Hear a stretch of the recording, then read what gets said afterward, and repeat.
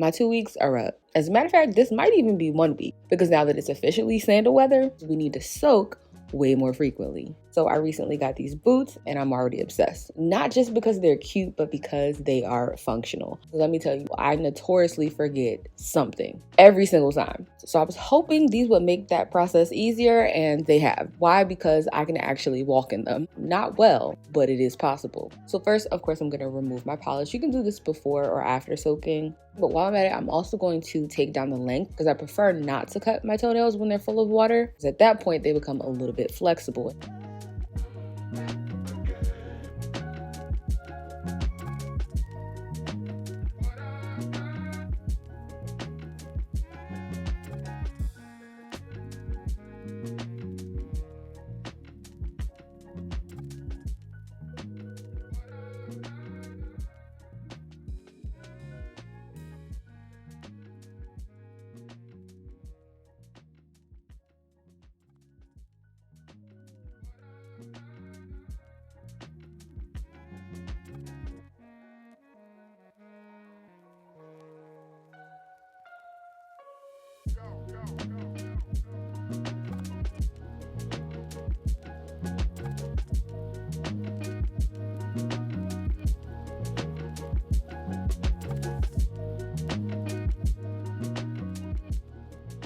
And what exactly do I like about these, besides the fact that I can walk in them? One, it uses way less water. You can also more effectively soak your feet. Submerge your foot all the way up to the ankle. So if you are someone who is maybe not even doing a pedicure, you're just soaking your feet for soreness or pain relief, throw some Epsom salt in there and you are good. Also, if you struggle with fungus or athlete's foot, throw some apple cider vinegar in here and you've got yourself an easy daily soak.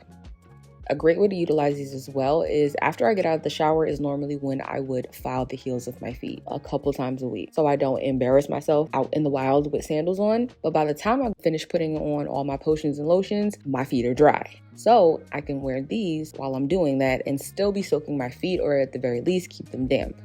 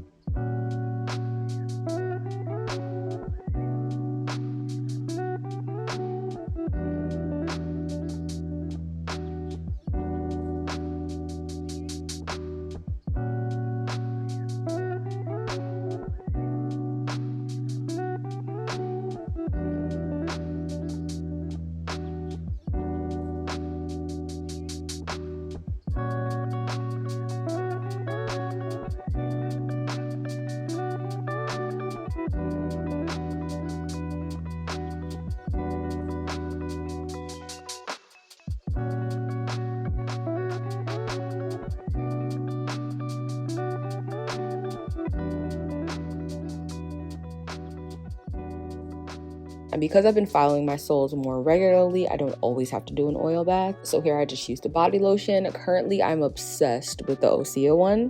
I picked up a few new polishes. The first being, this one is like a CC cream for your toenails, meaning it's sheer, but with enough coats, it'll go a little bit opaque so that you can camouflage the color of your nail bed, almost like a primer, making the colors that you put on top of it more vibrant and true. However, I am using this for the color payoff. So I painted not 2, but 3 coats of this, which gave me a almost fully opaque, but still having that sheer jelly look.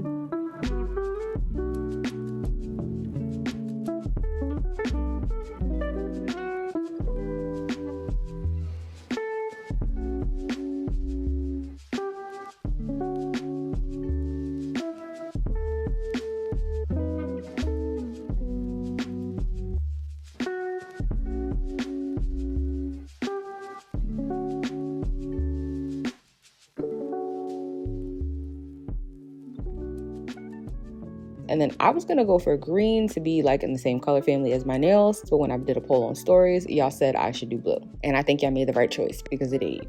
And to do the design, I'm using a dotting tool, but specifically you're gonna need more than one size. The idea of this, genius. This is like those pens where you just click it to get different colors. Y'all know I love a space saver. If it's cute, compact, or convertible, spectacular, give me 14 of them. However, this one, the quality, not so great. So while I can't recommend this one specifically, I'll see if I can find something similar and link it, but if not, I'll let you know where I got this one from.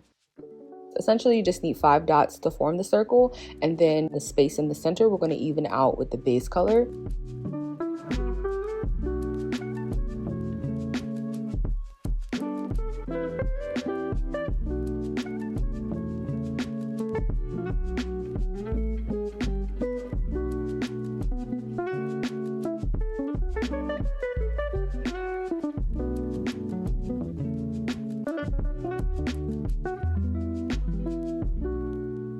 And believe it or not, this is when I realized just how asymmetrical my feet are, because the nail beds on my left foot are way smaller than that on my right. Because y'all see how cohesive the flowers are on those toes? Like, I had space. But on the left foot, I was struggling. At first, I thought it was because I did the left first, therefore the right was bound to come out better because I had practice. No, babe. But what should I expect? I was a preemie. But I hope you liked this video. If you did, don't forget to give it a thumbs up. And if you want to see more designs, let me know what you want to see.